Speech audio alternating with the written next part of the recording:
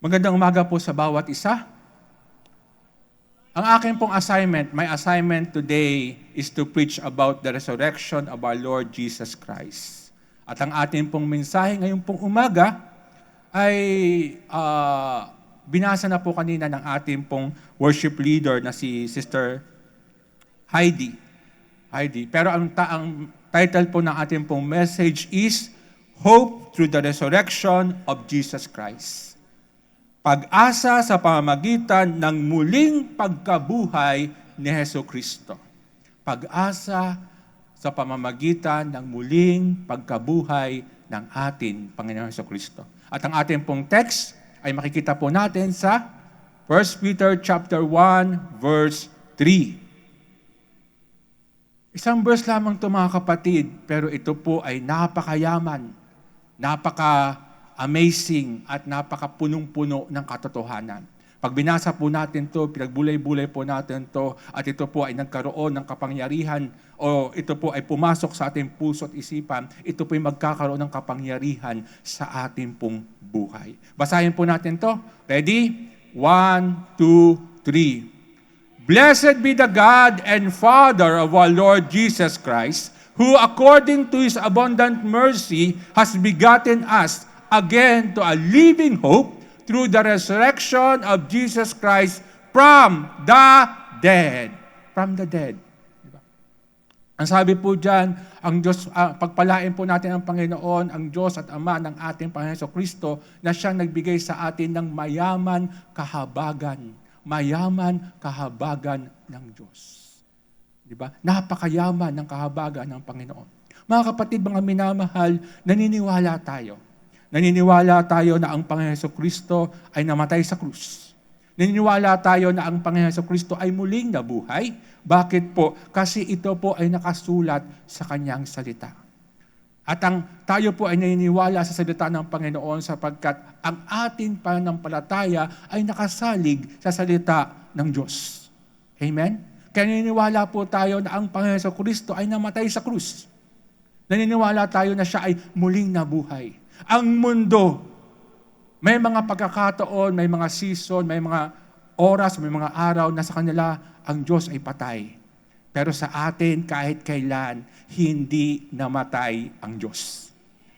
Ang mundo, may mga pagkakataon, may mga sitwasyon, may mga oras na nais nilang pantayan ang Diyos. Bakit po? Kasi nga, nais nilang sila po ay hagupitin sa likod, nais nila sila po ay talagang maglakad, nais nila sila po ay talagang halos ipako sa krus.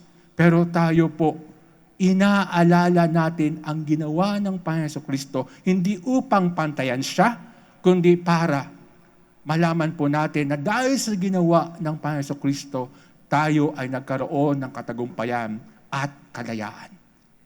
Tayo ay nagkaroon ng katagumpayan at kalayaan. Kaya nga po, ang kamatayan at muling pagkabuhay ng Panginoon Jesucristo ang nagbigay sa atin ng buhay na pag-asa. Buhay na pag-asa. Diba?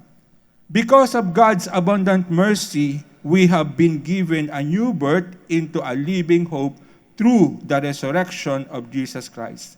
Dahil sa mayaman kahabagan ng Diyos, tayo po ay nagkaroon ng bagong kapanganakan at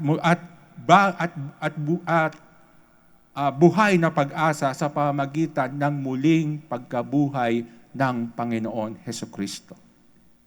Ano ba itong hope? Ano ba yung hope? Ano ba yung pag-asa? Diba? Ang hope po in Greek word is elpis. Hindi po ipis elpis. Elpis. Meaning confidence or sure. Ibig sabihin ng hope pala, ito ay kumpiyansa. Meron tayong confidence, meron tayong kumpiyansa, meron tayong kasiguruduhan. Sigurado tayo na si Jesus ay namatay sa krus, na si Jesus ay muling nabuhay, na si Jesus ay umakyat sa kanan Ama ng Diyos. Diba? Hindi siya nanatiling patay, kundi siya ay muling nabuhay because of the Word of God. Dahil sa salita ng Diyos, nabuhay ang Panginoon Hesukristo. Di ba? Nabuhay ang Diyos. Di ba? Kaya nga po, yung word na hope, ibig sabihin po nito ay peace in Greek. Di ba? Ang ibig sabihin po nito, confidence or sure. Di ba? Meron tayong kasiguraduhan. Sa mundong ito, napaka-uncertain ang lahat ng bagay sa mundong ito. Yung inaasahan mo ngayon sa mundong ito, maaaring bukas, sa isang araw, sa isang linggo, mawala. Pero kapag ikaw ay umaasa sa Diyos, kailanman hindi ka pwedeng mag-doubt. Bakit? Sigurado ang Diyos. Sigurado ang salita ng Diyos. Sigurado ang ginawa ng Diyos para sa atin. Para sa atin. This hope is not empty or uncertain. It is alive just as Christ is alive. Itong pag-asa na to ay hindi po hungkag. Pag sinabing empty, hungkag sa wikang Tagalog, siguro narinig nyo na po yung salitang empty, yung hungkag. Sa Tagalog po, ito po ay talagang walang laman at napaka-uncertain, walang kasiguraduhan. Di ba? Pero ang hope na meron po tayo, ito po ay hindi uncertain, hindi po ito hungkag. Bakit po? Kasi si Jesus ay buhay and therefore ang ating pag-asa ay buhay. Di ba? Buhay.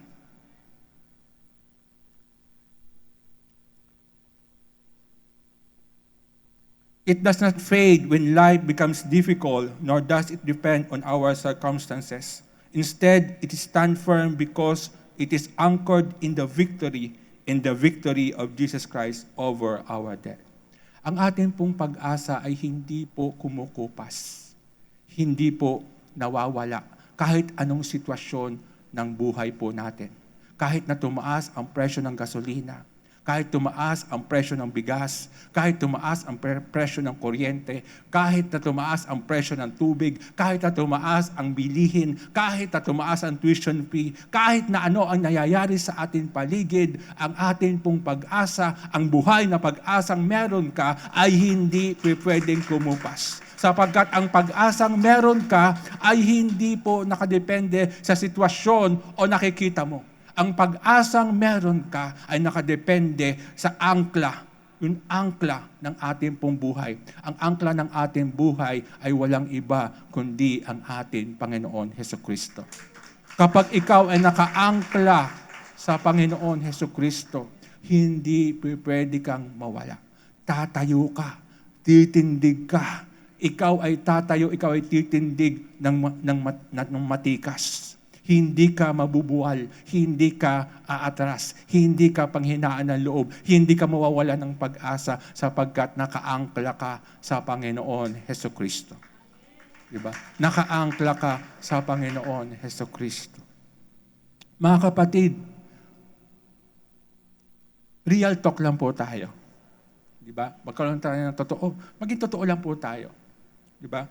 What do you think of when you see the cross? Ano ang naiisip po ninyo kapag nakakita po kayo ng cross? Titigan po ninyo yung inyong pong screen. May cross po dyan. Titigan niyo po siya ng 1 to 2 minutes. 1 to 2 minutes. Tingnan po ninyo yung cross.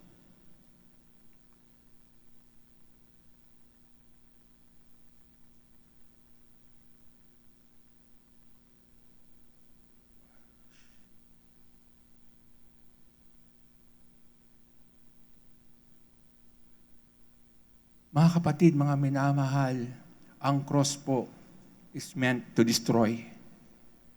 But it was good, it was used by God to build His kingdom. Diba? Ang cross po is meant to an end. Ginawa po ang cross para sa katapusan. Pero ginamit ng Diyos ang cross para magkaroon ng new beginning. Ang cross po ay symbolism ng kamatayan. Pero ang cross ay ginamit ng Diyos para ikaw at ako ay magkaroon ng buhay. Magkaroon ng buhay. Mga kapatid, mga minamahal, every time na makikita natin ang cross, every time na titinan natin ang cross, makikita natin kung gaano kalaki, kung gaano kalawak, kung gaano katindi ang kahabagan ng Diyos dahil sa Panginoon Hesukristo. Diba? Ang cross po is meant for judgment. Pero ginamit ng Diyos para ipakita sa sangkatauhan ang kanyang kahabagan. Ginamit ng Diyos for mercies. Kaya every time na makikita natin ang cross, makikita po natin na si Jesus ay muling nabuhay. Wala nang nakalagay sa cross. Wala nang nakasabit sa cross. Wala nang nakapako sa cross sapagkat ang cross ay empty na. Diba? The cross was empty. Wala nang laman ang cross. Pero ang kapangyarihan ng ginawa ng Panginoon Kristo sa krus hanggang ngayon at sa mga darating na panahon ay ating pong mararanasan. Bakit po? Ganong katindi yung efficacious effect ng Panginoon si Kristo sa atin. Yung effectiveness ng kanyang ginawa sa krus para po sa atin. Para po sa atin.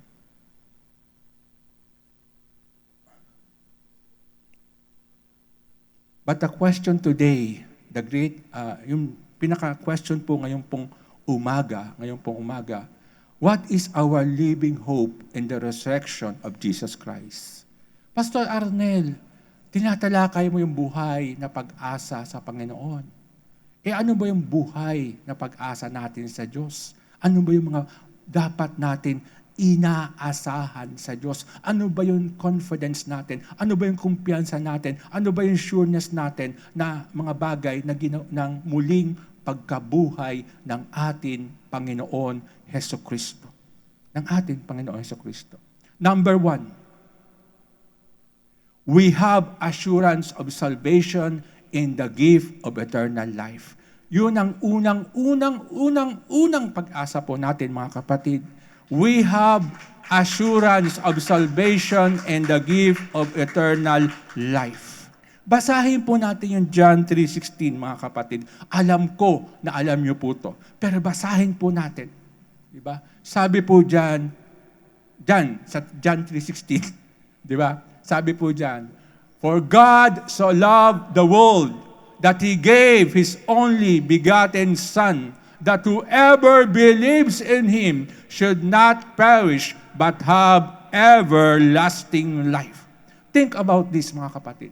Pag-isipan niyo itong mabuti. Bakit sasabihin ng Diyos na kung sino man ang manampalataya sa anak ay magkakaroon ng buhay na walang hanggan, kung siya mismo ay hindi na buhay magpawalang hanggan? Diba? Kung hindi na buhay ang Panginoon Kristo, matapos siyang mamatay sa krus, hindi pwedeng magkaroon ng katuparan ang John 3:16. Bakit po? Kasi sabi diyan, that whoever believes in Him should not perish, but have eternal, everlasting life. Diba? Hindi ka po pwedeng magbigay ng wala ka. Kung wala kang buhay na walang hanggan, hindi ka rin po pwedeng magbigay ng buhay na walang hanggan. Ang Diyos ay may buhay na walang hanggan, and therefore, naibigay niya sa iyo at sa akin ang buhay na walang hanggan. Kasi nga, siya po ay muling nabuhay. Diba? Siya po ay muling nabuhay. Diba? Hindi siya patay. Diba? Hindi tuwing Biyernes Santo patay ang Diyos. At Sabado de Gloria, Sabado, Black Saturday ay wala ang Diyos. Tulog ang Diyos, patay ang Diyos. At pagkalinggo ay buhay siya ulit. Hindi po ganon. Simula nung ginawa, mahigit na 2,000 taon na ang nakakaraan. Nung mamatay ang Panginoon Kristo sa krus at muli siyang nabuhay, hindi po siya taon-taon namamatay. At hindi po siya taon-taon nabubuhay. Siya po ay habang buhay-buhay. Diba? Siya po ay habang buhay-buhay. Diba? Sapagkat siya ang author ng buhay. Diba? Siya ang author ng buhay. Kaya nga po yung John 3:16, kung hindi nabuhay ang Panginoon Kristo, baliwala ang John 3:16, mga kapatid. But magpasalamat tayo sa Panginoon. Thanks be to God. Sapagkat nabuhay ang Panginoon Kristo, naging totoo ang John 3:16. Di ba? Naging totoo ang John 3:16. At basahin po natin Ephesians chapter 1, verse 7. Mga kapatid, basahin po natin to. Namnamin po natin ang salita ng Panginoon. Para po, hindi po tayo makatulog. Baka mamaya, ako na nagsasalita dito at kayo po ay, natutulog na, di ba? Basahin po natin ang salita ng Panginoon. Kasi may mga nakatingin sa akin, pero para bang ang isipan ay lumilipad. Di ba? Lumilipad. Basahin po natin ang salita ng Panginoon. Ready? 1, 2, 3. In Him we have redemption through His blood, the forgiveness of sin according to the riches of His grace. Diba? In Him we have forgiveness of sin through His blood, the forgiveness of sin according to the riches of His grace. Diba? Yung kamatayan at muling pagkabuhay ng Panginoon Jesucristo ang assurance ng atin pong kaligtasan. Diba? Ang assurance ng atin pong kaligtasan. Na tayo po ay ligtas. Na tayo po ay tinubos. Mga kapatid, pag sinabing tinubos, hindi taon-taon tinutubos tayo. Hindi yan alahas na kapag tinubos mo sa sanglaan at gusto mo ulit isanla, tutubusin mo ulit, at pag gusto mo ulit isanla, tutubusin mo ulit. Hindi ganon ang pagtubos sa atin ng Panginoon. Hindi yan sanlaan. Ang pagtubos sa atin ng Panginoon, once and for all. Once and for all ang pagtubos sa atin ng Panginoon. Kapag tinubos ka niya, wala nang balikan yon. Tinubos ka na talaga niya. Nakuha po natin. Pag tinubos ka ng Diyos, may assurance ka na ikaw ay ligtas.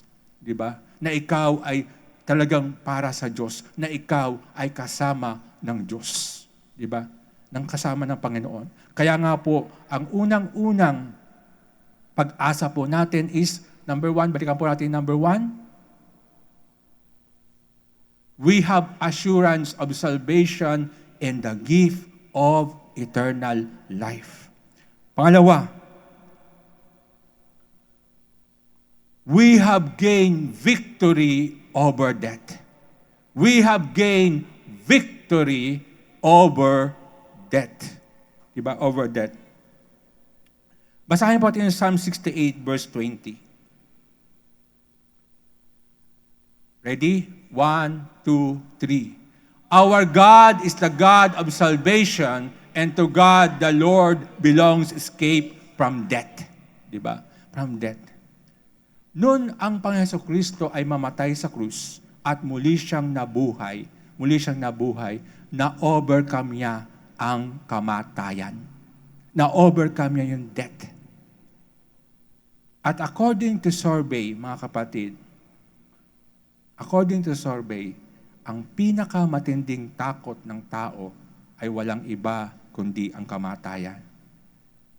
Pero dahil sa kamatayan at muling pagkabuhay ng Panginoon Kristo, nagkaroon tayo ng katagumpayan sa kamatayan.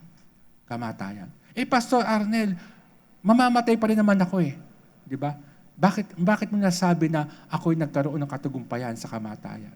Mamamatay ang katawan pisikal mo, pero ang espiritu, ang kaluluwa mo ay manatiling buhay kasama ng Panginoon Jesucristo. Di ba? Kasama ng Panginoon Jesucristo. Di ba? 2 Timothy 1:10. Basahin po natin. 2 Timothy 1:10. Ready? 1, 2, 3. But has now been revealed by the appearing of our Savior Jesus Christ, who has abolished death and brought life and immortality to light through the gospel. Mga kapatid, mga minamahal, this is the good news. Sabi doon, who has abolished death. Abolish death. Pag sinabing abolish, ano pong ibig sabihin nun? Tinanggal, dinismantle, winalang kapangyarihan ang kamatayan. Dahil ang dinala ng Panginoon sa Kristo ay buhay at walang immortality. Ibig sabihin, walang kamatayan. Diba? Life and walang kamatayan. Diba? Walang kamatayan. Mga kapatid, mga minamahal, ito ang mabuting balita sa atin. Diba? na ang Panginoon Jesucristo ay muling nabuhay, tayo po'y nagkaroon ng buhay, at hindi lamang basta buhay, kundi buhay na kasiya-siya, buhay na katanggap-tanggap, buhay na pinagpala, buhay na masagana, buhay na ang Diyos ang Hari at Panginoon natin. Di ba? Buhay na meron. Yun po ang buhay na ipinagkaloob sa atin ng Panginoon. Di ba? Sabi doon, but has now been revealed. Past tense. Has now been revealed. Ito'y ipinahayag na. Hindi na kailangan i-reveal pa sa'yo. Kailangan pa, pag hindi na natin kailangan maghintay ng revelation na tayo ba ay ligtas, tayo ba ay may buhay na walang hanggan, tayo ba ay magkakaroon ng tinatawag na second life. Ang sabi ng 2 Timothy 1:10, but has now been revealed by the appearing of our Savior, Jesus Christ. Has now been revealed. Na-i-reveal na sa atin. Ipinahayag na sa atin. Ipinakita na sa atin. Pinatunayan na sa atin. Kinonfirm na sa atin ng Panginoon Jesucristo na ikaw ay ligtas at may buhay na walang hanggan. Ang kamatayan ay wala ng kapangyarihan sa iyo. Wala ng kapangyarihan sa atin. Diba? Wala ng kapangyarihan sa atin. Diba? Sa atin. Death is no longer seen at the end. The resurrection shows that death has been defeated, removing fear and giving hope beyond the grave. Diba? Death is no longer seen at the end. Mga kapatid, hindi na natin dapat tingnan ang kamatayan sa katapusan. Dapat tingnan po natin ang kamatayan na ito ay new beginning. Diba? Tandaan po natin, ang kamatayan po natin physical ay just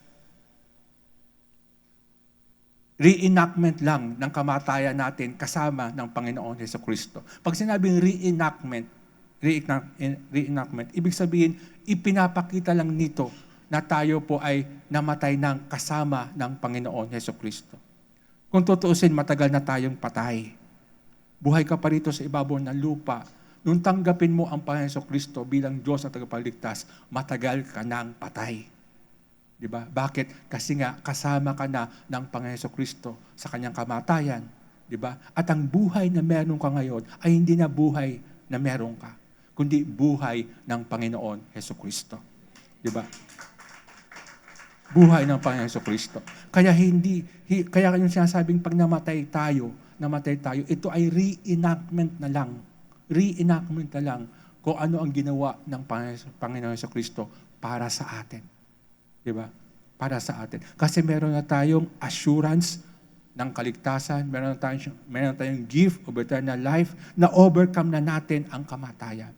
Diba? Na overcome na natin ang kamatayan. Kaya wala na tayong takot. Diba? Iba sa atin, nabubuhay tayo sa napakaraming takot. Natatakot tayo mawala ng pera, natatakot tayo na tayo po ay maghirap, natatakot tayo na tayo po mawala sa ating mga mahal sa buhay, natatakot tayo na ang ating ekonomiya ay bumagsak, natatakot tayo na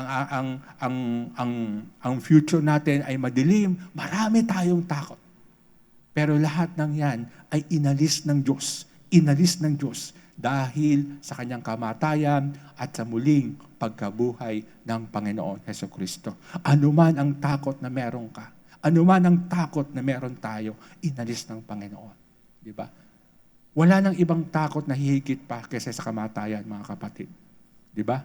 Mawalan ka ng pera, matatakot ka sa panandali. Di ba? Mawalan ka ng mahal sa buhay, matatakot ka panandali. Pero pag ikaw na ang mamamatay, di ba? Ibang usapan na yun. Matinding takot na yun, mga kapatid. Pero ang sabi ng salita ng Panginoon, we have overcome the death because of Jesus Christ. Di ba? Because of the Lord Jesus Christ. Diba?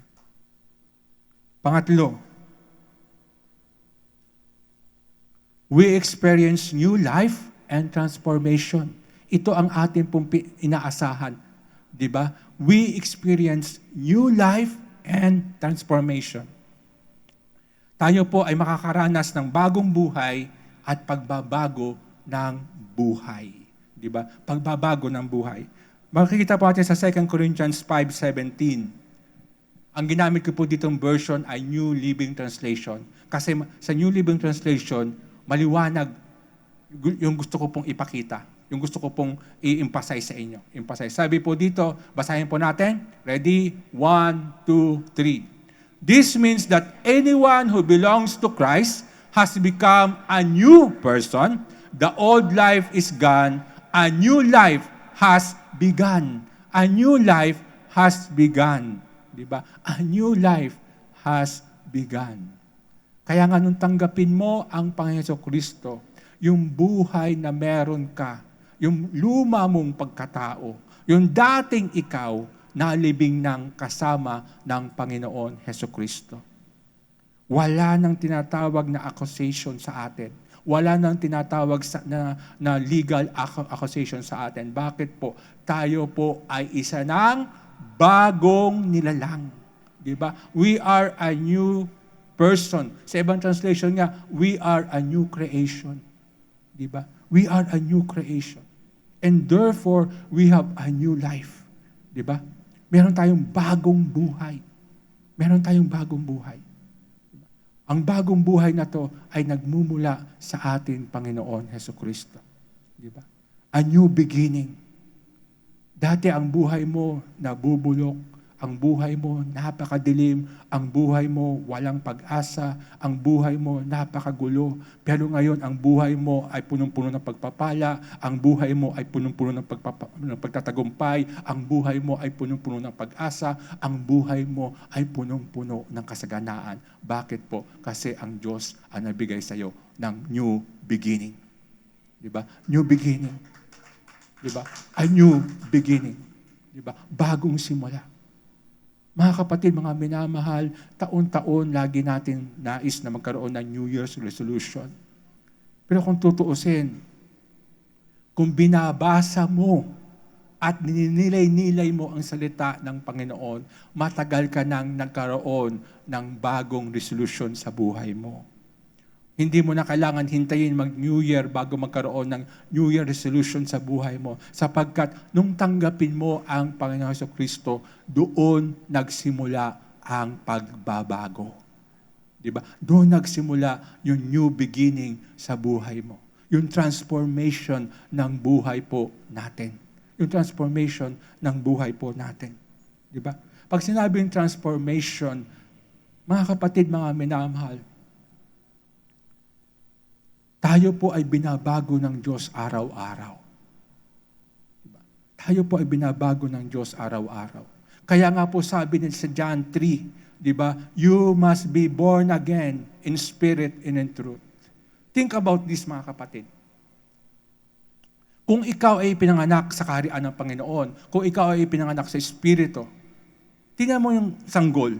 Kapag ikaw ay, ang sanggol ay ipinanganak, hindi naman kaagad-agad yan nagsasalita. Hindi naman agad-agad yan tumatakbo. Hindi naman agad-agad yan nakabihis na. Hindi naman agad-agad yan ay talagang lumuluhod na. Hindi naman agad-agad yan ay talagang sumasamba na sa Panginoon. Yan ay unti-unting lumalago, unti-unting lumalaki, unti-unting nagkakaroon ng progress, nagkakaroon ng tinatawag na motivation, nagkakaroon ng momentum, nagkakaroon ng kapangyarihan. Bakit po? Kasi nga, araw-araw, yung sanggol nababago.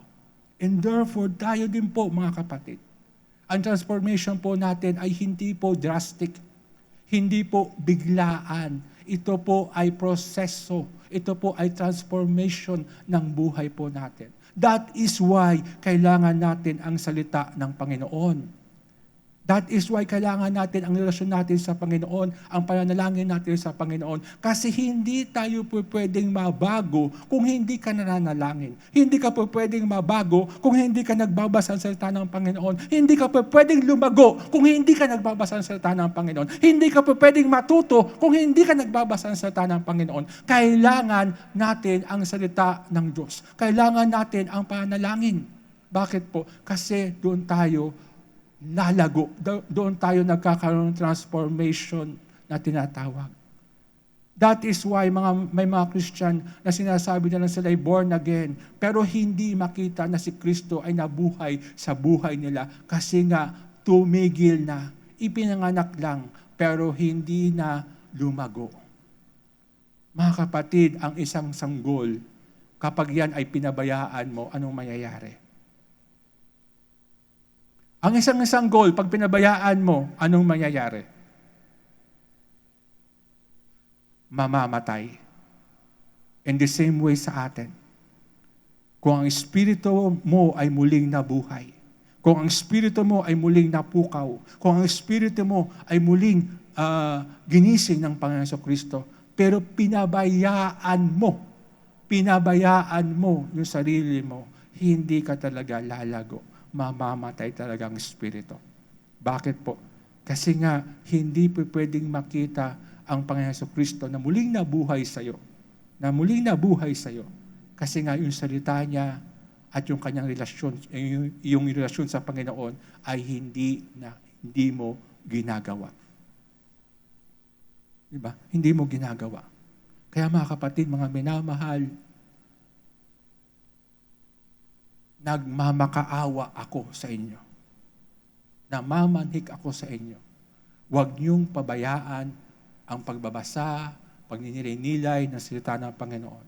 Huwag niyong pabayaan ang inyong pananalangin sa Diyos. Huwag niyong pabayaan ang relasyon niyo sa Panginoon. Doon tayo magkakaroon ng transformation. Hindi perpekto ang buhay natin. Nobody's perfect in this world. Pero tayo po ay hinuhubog ng Diyos araw-araw. Diba? Araw-araw hinuhubog tayo ng Panginoon. Diba? Ng Panginoon.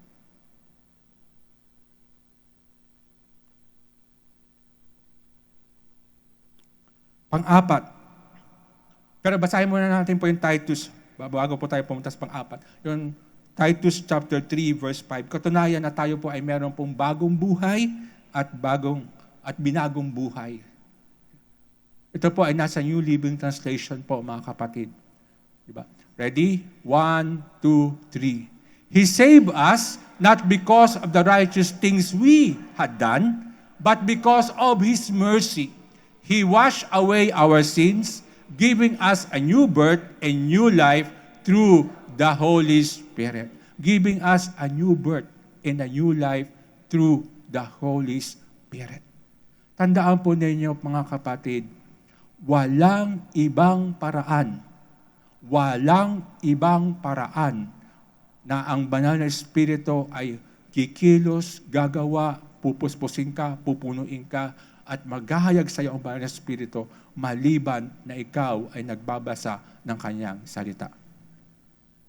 Wala pong ibang paraan. Kahit manood tayo ng mga Passion of Christ, magandang manood ng Passion of Christ. Maganda na tayo po ay manood ng mga video patungkol sa salita ng Panginoon. Maganda na tayo po ay nakikinig ng mga salita ng Panginoon, mga man and woman of God na nagpapahayag ng salita ng Panginoon.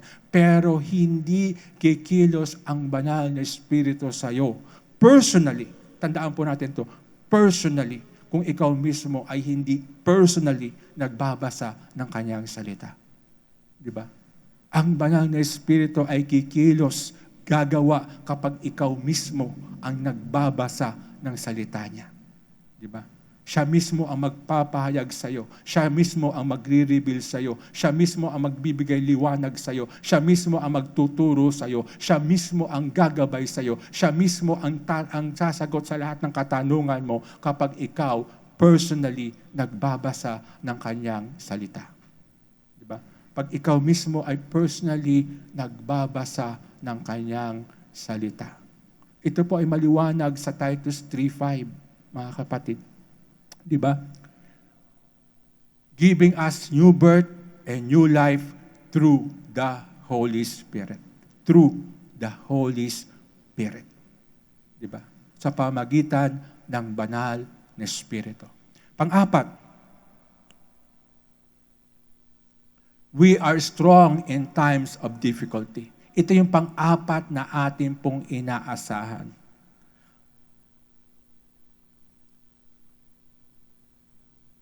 May tanong po ako sa inyo. Sino dito sa inyo ang walang problema? Itaas ang kamay. Walang problema. Diba? Sige. Sino dito sa inyo ang walang hardship? Taas ang kamay. Sino dito sa inyo ang walang difficulties na hinaharap sa buhay? Taas ang kamay. Ako lang? Aminado tayo. Aminado tayo na ang bawat isa sa atin may mga problema, may mga hardship, may mga difficulties, may mga impossible circumstances na nangyayari sa buhay natin. Aminado tayo doon. Di ba? Pero ang pag-asa po natin, ang pinakadakilang pag-asa natin, ang buhay na pag-asa po natin, we are strong in times of difficulty because of the risen Christ. Di ba? Because of the risen Christ. Think about this, mga kapatid.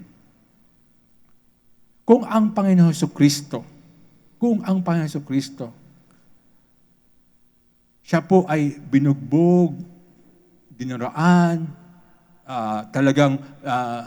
kumbaga, lahat ng pasakit, lahat ng hirap, dinanas niya, pinunit ang kanyang damit, hinubaran siya, pinatungan siya ng koronang tinik, siya po ay humingi siya ng tubig, tapos ang binigay sa kanya ay suka na maasim, di ba?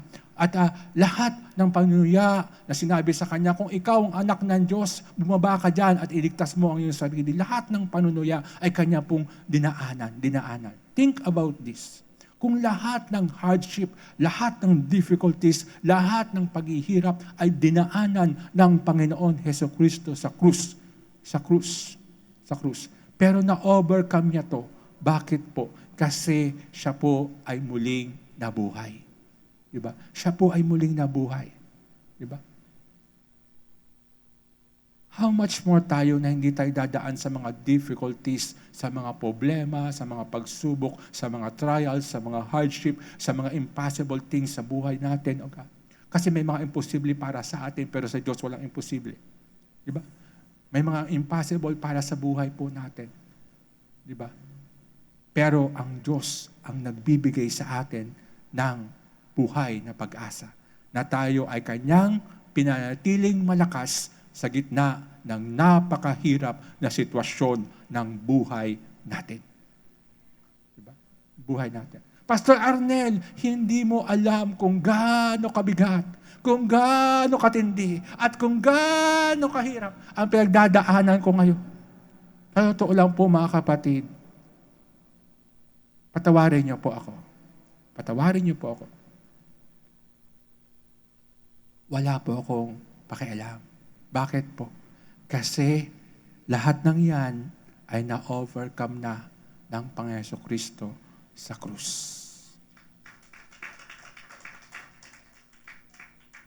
Lahat ng yan ay na-overcome na ng Panginoon Jesucristo sa krus. Problema mo ang asawa mo, problema mo anak mo, problema mo lolo mo, problema mo lola mo, ano man ang problema mo, lahat ng yan na-overcome na ng Diyos sa krus. Diba? Sa krus. Kaya nga siya muling nabuhay. Diba? Kaya nga siya muling nabuhay. Ang kailangan mo lang, panghawakan mo yung salita ng Diyos. Na ikaw ay matatag sa gitna ng napakahirap na sitwasyon ng buhay. Basahin natin ang Psalms 105, verse 24. Basahin po natin, mga kapatid. Ready? 1, 2, 3. He increased his people greatly and made them stronger than their enemies. Think about this, mga kapatid. He increased his people greatly. Who are his people? Sino yung mga tao ng Diyos? Sino yung mga tao ng Diyos? Sino yung mga tao ng Diyos? Diba? Alam mo naman pala na ikaw ay tao ng Diyos. Ano nakasulat sa salita ng Panginoon? He increased His people greatly. Greatly. Hindi ba, ang sabi ba diyan, He decreased His people greatly? Ang sabi diyan, He increased His people greatly. Ibig sabihin, pinalakas, pinatibay, pinatatag, pinalago, dinagdagan ang kapangyarihan ng kanyang mga anak. and made them stronger than their enemies. Sino yung ating kaaway? Opo, alam ko po na ang dyablo ang kaaway po natin. Pero wala tayong problema doon. Alam natin na ang dyablo ang kaaway po natin. Pero ang sabi diyan ay enemies. Enemies. Pag nababasa tayo ng Bible, mga kapatid, maging bukas ang ating pangunawa. Pag sinabi diyan, enemies, hindi ibig sabihin isa lang. Maraming galamayan. Nandiyan yung tinatawag na gagamit ng tao, gagamit ng pangyayari, gagamit ng sitwasyon, gagamit ng mga bagay, gagamit ang demonyo ng anuman paraan para ikaw ay atakihin. Diba? Pero ikaw ay, ano sabi dyan? Stronger than the enemies. Diba? You are stronger than the enemies. Diba? Kaya nga yung muling pagkabuhay ng ating Panginoon, tayo po ay mas malakas, mas matibay, mas matatag kaysa sa atin mga kaaway. Hindi natin kaaway ang asawa natin, mga kapatid, ha? Hindi natin kaaway ang atin pong mga biyanan. Hindi natin kaaway ang atin pong mga anak. At hindi natin kaaway ang ating pastor. Di ba? Ang kaaway po natin ay yung mga demonic forces na nag-iimpluwensya sa tao, sa bagay, sa sitwasyon, sa daigdig na ito. Diba? Sa daigdig na to. And therefore, ang sabi ng Diyos, tayo po ay pinalakas niya na. Tayo po ay pinatatag niya na. Diba? Tayo po ay pinatatag niya na. Diba? Basahin po natin ang Psalms 35, verse 24. Ready? 1, 2, 3. Be strong and take heart, all you hope in the Lord. Ulitin ko po sa inyo. Sabi doon, be strong and take heart, all who faith in the Lord. Faith ba ang nakasulat dyan? Faith? Ang nakasulat ba dyan? Ano po nakasulat dyan? Hope. Diba? Be strong and take heart, all you who weak in the Lord. Weak ba ang nakasulat dyan? Weak ang nakasulat dyan. Diba? Ang nakasulat po dyan ay hope. Diba? Sabi po dyan, be strong and take heart, all you who hope in the Lord. Diba? Magpakatibay kayo, magpakatatag kayo, kayong lahat. Pag sinabing all, meron bang exemption doon? Pag sinabing all, meron bang but o if doon? Wala. Diba? Pag sinabing all, diba, lahat kasama doon. Lahat ng umaasa sa Diyos. Lahat ng umaasa sa Diyos. Diba? Pag ikaw ay umaasa sa Diyos, dapat ikaw ay matatag at matibay ang kalooban mo. Hindi ka iyakin. Hindi ka madaling ma-discourage. Hindi ka madaling manghina. Hindi ka madaling manlupaypay. Bakit? Ang pag-asa mo ay ang Diyos. Diba? Ang pag-asa mo ay ang Diyos. Diba? Ang pag-asa mo ay ang Panginoon Hesukristo. Dahil siya ay muling nabuhay. Diba? Siya ang pinakamakapangyarihan sa lahat. Think about this, mga kapatid.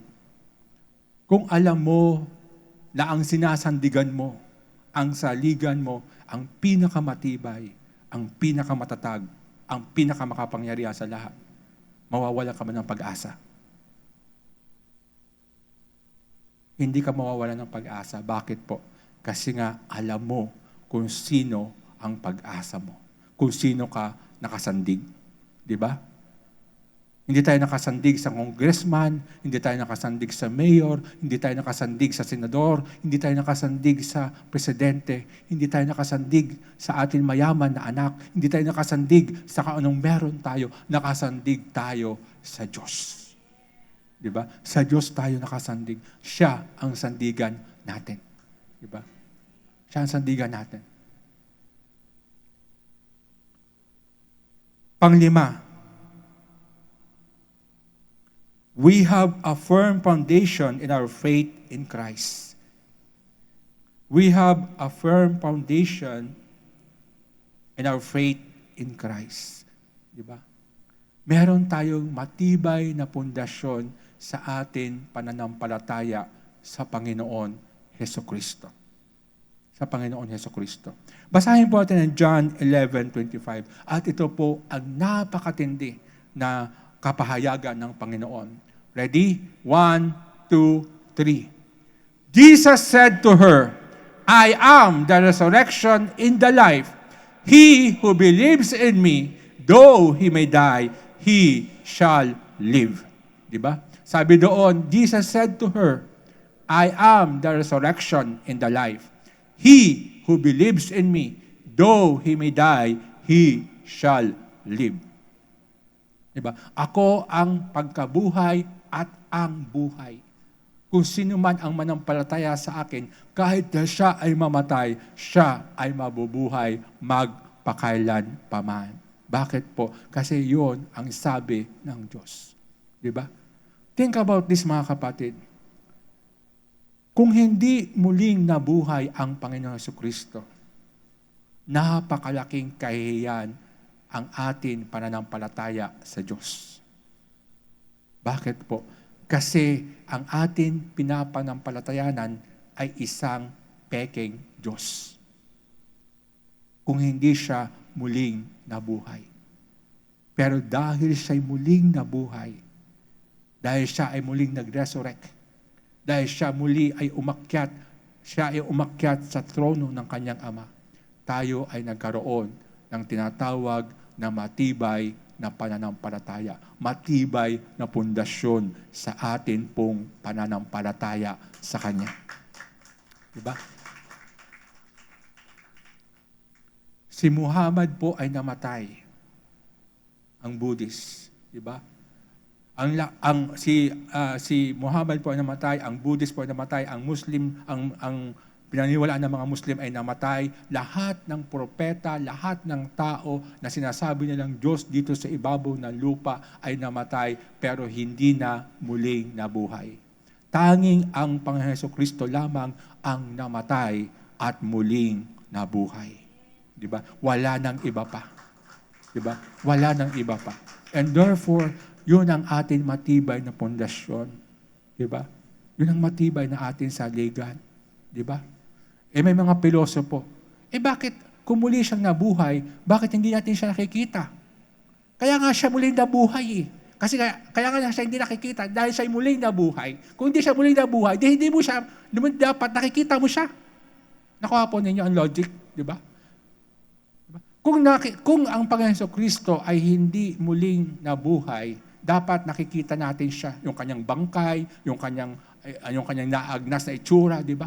Since hindi natin siya nakita, hindi natin natunghayan kung ano nangyari sa kanya, ibig sabihin siya ay buhay magpakailan paman. Di ba? Siya ay buhay magpakailan paman. Di ba? Siya ay buhay magpakailan paman. Di ba?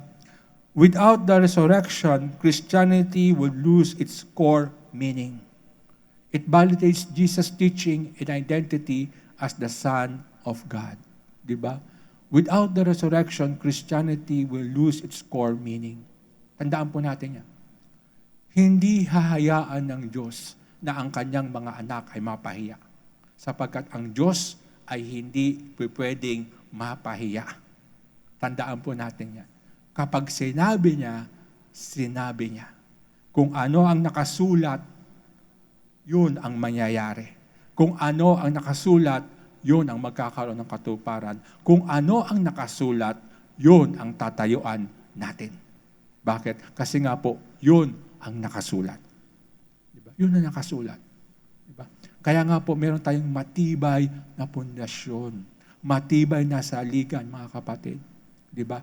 Ang kamatayan ng Panginoon Kristo at ang muli niyang pagkabuhay ang matibay natin sandigan. Pundasyon ng ating pong pananampalataya. Di ba? Yung pundasyon ng ating pong pananampalataya sa Panginoon Hesus Kristo. Dito umiikot ang buhay, ang ating Kristyanismo, ang pagiging Kristiyano po natin, ang pagiging believer natin sa kamatayan at muling pagkabuhay ng Panginoon Jesucristo. Dito po umiikot.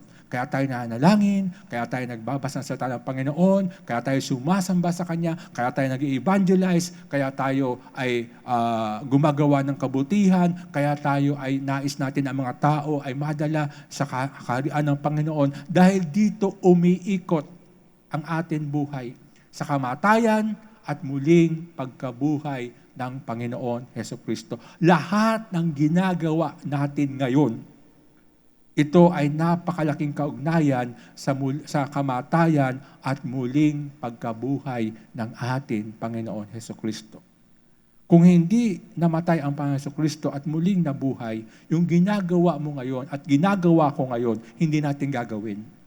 Bakit? Kasi walang kwenta, useless yung ginagawa po natin. Pero dahil sa nabuhay siya at namatay siya sa krus at muli siyang nabuhay, yung ginagawa mo ngayon, ginagawa natin dahil sa pag-ibig natin sa Kanya.